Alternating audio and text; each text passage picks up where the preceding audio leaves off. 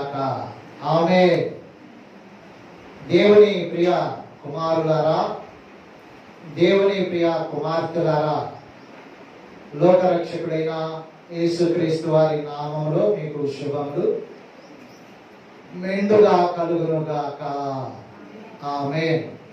వాక్యాన్ని ధ్యానించుకొనుటకు సహాయకరముగా ఈరోజు ఒక ముఖ్యమైన very important issue should be taken from the Holi Bible, that is behaviour.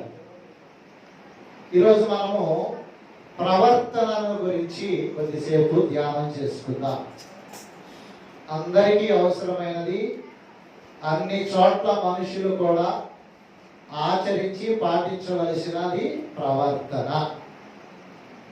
ఒక వ్యక్తి ఉద్యోగం కొరకు వెళ్ళినప్పుడు కూడా ఆ ఉద్యోగ వ్యవస్థ నాయకులు గమనించేది నడత, మాట తీరు, క్వాలిఫికేషన్. అలాగే ఇంకొకటి అత్యంత ప్రధానమైనది కాండక్ట్. మీరు పాస్ అయినప్పుడు మీకు సర్టిఫికేట్స్ ఇష్యూ చేస్తే దాంట్లో ప్రత్యేకంగా కాండక్ట్ సర్టిఫికేట్ అని ఉంటుంది. అంటే నీ నడత సాటిస్ఫాక్టరీ అని రాస్తారు. సంతృప్తికరము అని రాస్తేనేమో నీ ప్రవర్తన స్కూల్లో, కాలేజీలో, యూనివర్సిటీలో బాగుంది అని అర్థం. ఆ సాటిస్ఫాక్షనరీ అనే మాటకు ఏదైనా పొరపాటున ఎట్లా రాస్తే చాలా డిస్క్వాలిఫై అవుతావు. అందుకనే ప్రతిదానికి ప్రవర్తన అనేది చాలా ముఖ్యం. కనుక వాక్యం విన్న తర్వాత మీరు మిమ్మల్ని చెక్ చేసుకోవాలని కూడా తెలియచేస్తున్నా. ఒక మాటను పరిశుద్ధ గ్రంథం నుండి చదువుకుందాం. మనము దేవాలయంలోకి వస్తున్నాం, అంతే కదా. దేవాలయంలోకి వచ్చేటప్పుడు స్పష్టంగా బైబిల్ బోధించే ఒక మంచి మాట ఏంటంటే చూద్దాం. జ్ఞాని అయిన సొలొమోను గారు తాను రాసిన ప్రసంగి గ్రంథము 5వ అధ్యాయము ప్రారంభపు వచనం నుంచి ఇలా అంటున్నాడు. నీవు దేవుని మందిరమునకు పోవునప్పుడు నీ ప్రవర్తన జాగ్రత్తగా చూసుకొనుము. బుద్ధిహీనులు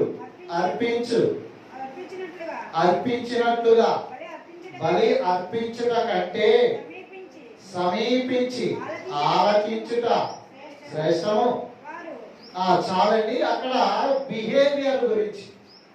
దేవాలయంకి వస్తా, కొందరు వైట్ డ్రెస్ వేసుకొస్తారు, కొందరు కామన్ డ్రెస్ వేసుకొస్తారు, కొందరు చక్కగా హెయిర్ బాత్ చేస్తారు, కొందరు నూనె రాసుకొస్తారు. ఇవి ప్రాధాన్యత సంతరించుకున్న విషయాలు కాదు. కొందరు తలదూకొస్తారు, కొందరు విరబోసుకొస్తారు, అది కూడా ముఖ్యమైనది కాదు. నువ్వు దేవాలయంకి వెళ్ళినప్పుడు ఏది ముఖ్యం?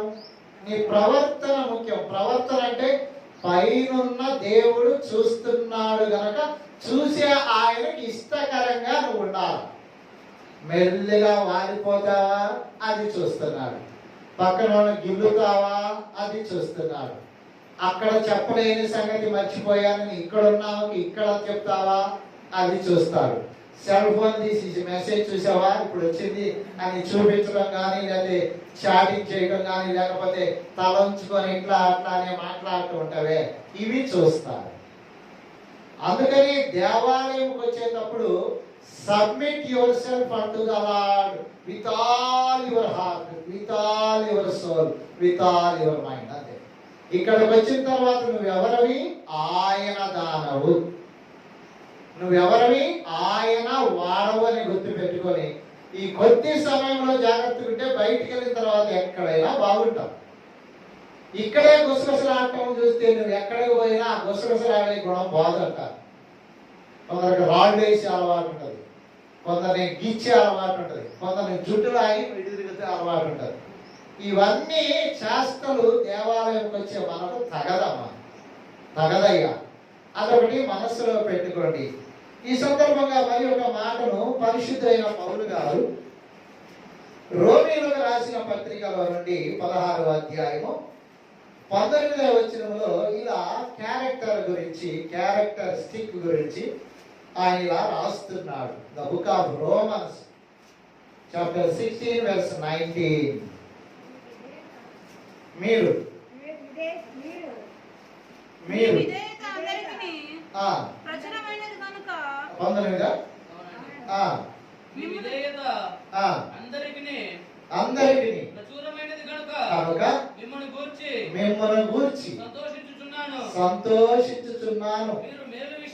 ఈ మాట, మీరు మేలు విషయమై జ్ఞానులను కీడు విషయమై నిష్కపటులనై ఉండాలి. ఎలా ఉండాలి చెప్పండి? గొడవకి ఎలా ఉండాలి? తగాదకి ఎలా ఉండాలి? పోట్లాటకి ఎలా ఉండాలి చెప్పండి?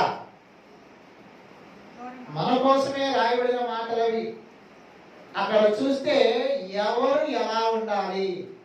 అందుకే బైబిల్ ఇలా ఉంటుంది, 2 పక్షులు 2 జంతువులను నేను మీ దృష్టికి తెస్తాను. దేవుడు మనకు చెప్పిన మాట, మీరు పాము వలె వివేకులను, మీరు పామురము వలె నిష్కపటులనై ఉండుడి. B innocent. పాముల గురించి ఎందుకు అంటున్నాడంటే, పాముకున్న వివేకం ఎంత గొప్పదంటే, అలనాడు నిద్రిస్తున్న దంపతులు 2, వారి పేరు మొదట ఆదాము గారు, వారి భార్య అయిన హవ్వ గారు.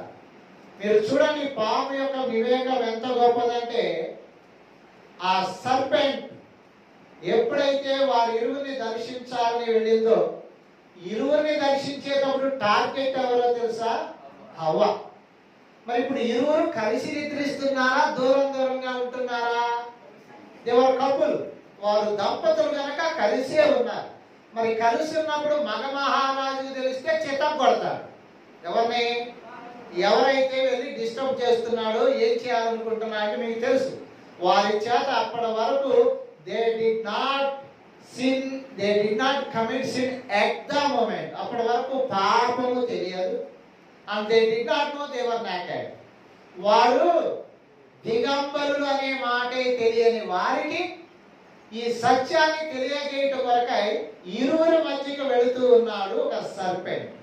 జాగ్రత్తగా చూస్తున్నారా?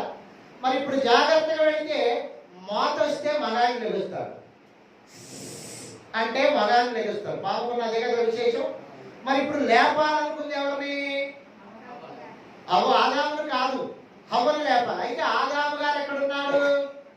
ఈ బిహైండ్, పక్కనే ఆమెతో ఉన్నాడు. మరి ఇప్పుడు కలుసుకొని ఆనందంగా వాళ్ళిద్దరు చక్కగా ఏకీభవించి ఉంటారు కదా.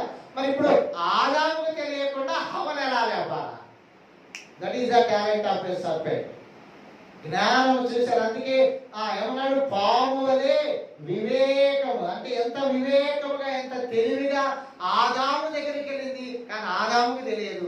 ఆదాము దగ్గరికి వెళ్ళిన ఈ సర్పెంట్, ఈ పాము హవ్వను లేపింది. హవ్వను లేపినప్పుడు ఉలిక్కిపడి ఆదాము కూడా లేవాలా? కానీ లేచాడా? అంటే తెలియకుండానే జ్ఞానయుక్తంగా అక్కడికి వెళ్ళి, తెలివిగా అక్కడికి వెళ్ళింది ఇద్దరి దగ్గరికి. కానీ లేపింది ఒక్కడిని. ఆ లేపినప్పుడు పక్కనున్న ఆయనకి అలికిడు కూడా రాలేదంట. అంటే నువ్వు కూడా దేవుడి దగ్గరికి వచ్చినప్పుడు ఎలా ఉండాలో తెలుసా? ఇంత జ్ఞానయుక్తంగా ఉండాలా? వస్తున్నావు రండి అట్ట ఇట్ట మాట్లాడుకుంటా, ఏమైనా మామూలుగా వెళ్దావా, చర్చికి వెళ్తా కూడా ఈ మాటలు మాట్లాడాలా, సెల్ ఫోన్ లో మాట్లాడాలా, ఈ డైలాగులు కావాలా అంటారు. చూసావా? జాగ్రత్త, నువ్వు ఆయన దృష్టిలో మాత్రమే పడాలా. ఇక రెండోది ఏంటి? పామురం. పామురం అంటే తెలుసు కదా, లోకంలో మనకు అనేక జాతులు, అనేక కులాలు, అనేక మతాలు ఉన్నాయి. కానీ పామురాన్ని ద్వేషించే జాతి ఏది? Give me answer. పామురు అనబడుతున్న పామురాన్ని గురించి బైబిల్ అంటుంది నిష్కపటమైనది. పాము వలె వివేకం, పామురం వలె నిష్కపటంగా. అంటే ఏంటి? ఏమీ తెలియనిదిగా. అందుకే యేసుక్రీస్తు వారిని ఒక దశలో దేనితో పోల్చారు? పామురముతోనే పోల్చారు. ఆయన బాప్తిసం ఇచ్చి యోహాను గారి ద్వారా, when he was baptized through the John the Baptist, అప్పుడు ఒక పావురము పరలోకం నుండి దిగి వచ్చి ఆయన మీద వ్రాలినట్టుగా, అంటే పావురం సాదృశ్యంగా కూడా అక్కడ మనకు కనపడుతుంది. కావున మీరు ఎలాగుండాలి? పావురము వలె ఉండాలి. పాము వలె నడుచుకో. తెలుసుకోవాలి. అది అర్థం కాక పాము సాతానని, పాము అంట ఇటని పిచ్చోడు అంటారు. పాము కొందరిని వినియోగించుకుంది. మీరు చెప్పండి, పాము సాతానని మీరు అన్నారు కదా, మరి హవ్వలోకే కదా చొరబడింది. మరి హవ్వ ఎవరి చేత చేయబడింది? దేవుని చేత చేయబడింది. అలాగే జ్ఞాపకం చేసుకుంటే ఇవాళ మనుషులు కూడా చాలా మంది దీనికి లోబడుతున్నారు కదా. వీరు కూడా దేవుని బిడ్డలే, కానీ లోబడుతున్నావు, జాగ్రత్త. అంటే బుర్ర బాగా పని చేసేటట్టుగా చూసుకో. తొందరపడి నిన్ను మైకంలో పడేస్తే పడిపోకుండా ఉండటానికి అలర్ట్ గా ఉండు. కావున మొదటి విషయం, దేవాలయంకి వచ్చినప్పుడు, ఇప్పుడు అది రోమిలకు రాసిన పత్రికలో చూస్తే మరొకసారి 3వ లైన్ చదువు. 19వ వచనము 3వ లైన్. మీరు మేలు విషయమై జ్ఞానులను కీడు విషయమై నిష్కపటులనై. చూసారా, మేలు చేయాలంటే ఎలా ఉండాలా? జ్ఞానులు లాగా ఉండాలి. అంటే ఎదుటి వారికి సాయపడాలంటే నీ బుర్ర చక్కగా పనిచేయాలి. అది మనవాడేనా? లోపల మనకి ఇచ్చాడా? లోపల మనం పెట్టే డబ్బులు పెట్టాడా అని మనము ఈ మనుష్య రీతిగా ఆలోచిస్తావు. కానీ జ్ఞానం ఎలా ఉంటాడు తెలుసా? జ్ఞానయుక్తంగా ఫ్యూచర్, ముందు రాబోయే తరాలకు సంభవించిన దాన్ని జ్ఞానంతో ఆలోచన చేస్తాడు. కనుక దేవుని దగ్గరికి వచ్చిన నువ్వు కూడా జ్ఞానిగా ఉండాలా. అందుకే యేసుక్రీస్తు వారు పుడితే ఆయన దర్శించడానికి ఎవరు వచ్చారు తెలుసా? జ్ఞానులు వచ్చారు. దేవునికి స్తోత్రం. ఇక రెండవ విషయానికి వచ్చినట్లయితే, మలాకీ గ్రంథము 6వ అధ్యాయము 8వ వచనములో, we should know more about the characteristic from the book of Micah chapter 6 verse 8. చదువుదాం. 6:8.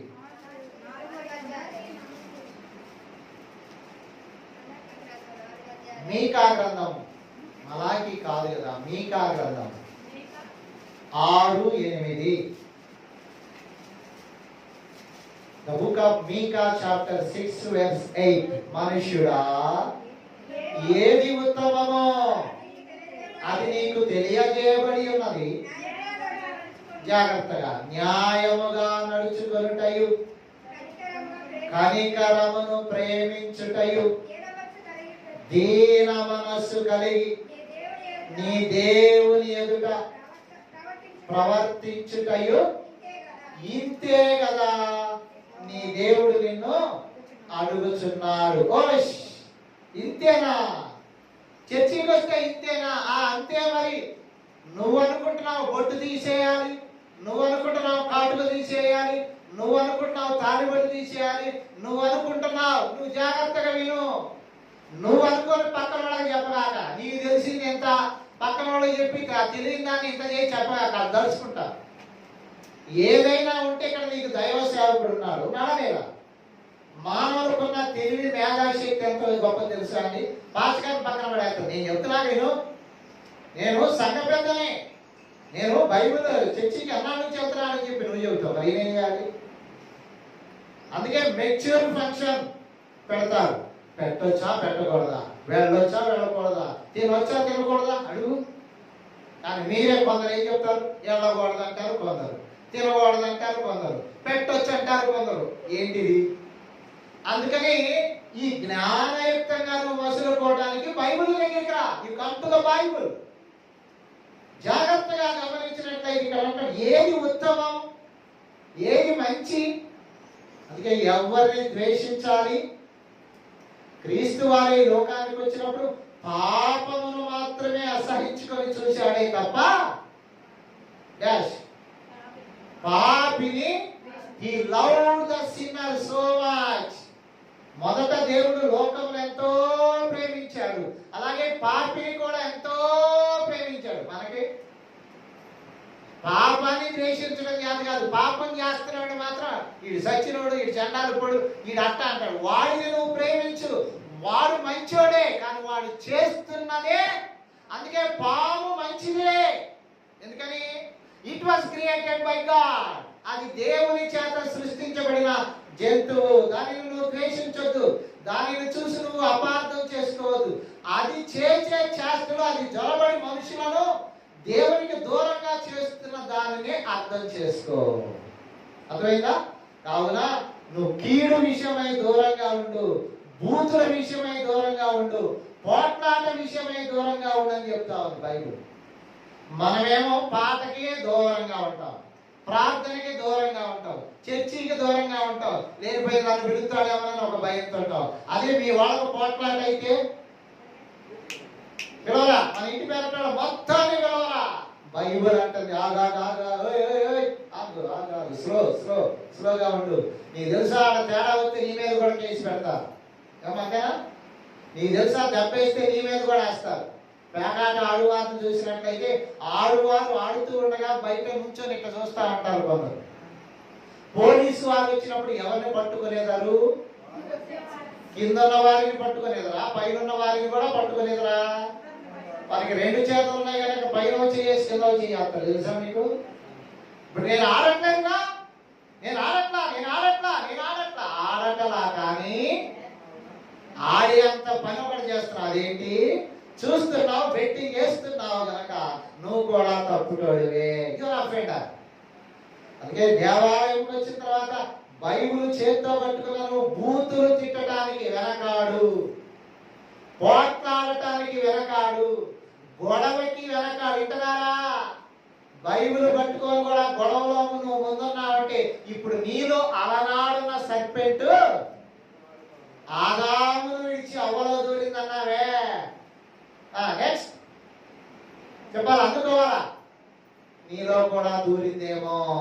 ఇప్పుడు ఎవరి తప్పు? దూరటానికి ఆస్కారం ఇచ్చిన నీ తప్ప, దూరిన ఆయన తప్ప?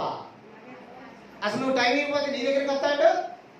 నువ్వు వేళ ప్రార్థనా పరుడు, నువ్వు వేళ బైబిల్ చదువుతున్నావు అనుకో, గోడ దగ్గరకు వస్తాయి. చూడాలా? Your attention please. గోడ దగ్గరకు వచ్చి ఇలా చూస్తా ఉంటాట. గోడ దగ్గరకు వచ్చిన వాడు ఇంట్లోకి రావచ్చుగా.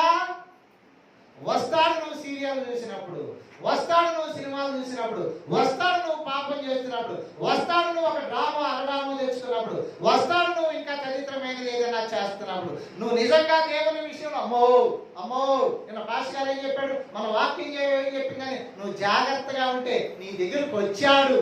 కానీ ఎక్కడున్నాడు? యువజడ్డా విండో చూడండి, ఎక్కడున్నాడు? కిటికీ దగ్గర ఉన్నాడు. మరి లోనకి ఎందుకు రాడు? నిన్ను చూడగానే ఆ శాతాలకు అర్థమైంది. ఏమర్థమైంది తెలుసా? వీడు దేవుని ఆరాధిస్తున్నాడు.